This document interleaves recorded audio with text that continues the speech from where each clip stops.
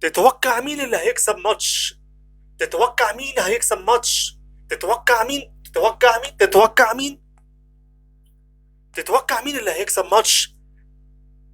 مصر ولا السنغال؟ تتوقع مين اللي هيكسب ماتش؟ تتوقع مين اللي هيكسب الماتش؟ مصر ولا السنغال؟ يعني ان شاء الله. مش عارف. مش عارف. لازم تعبر عن رأيك. اه يعني ان شاء الله مصر. تتوقع مصر هتجيب كام؟ يعني ان شاء الله 1-1.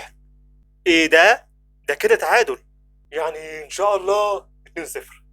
السلام عليكم. انا وبلا فخر اتوقع مصر هتجيب 3-2.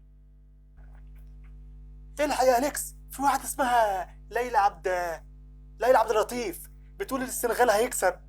ايه؟ تتوقعوا مين اللي هيكسب الماتش؟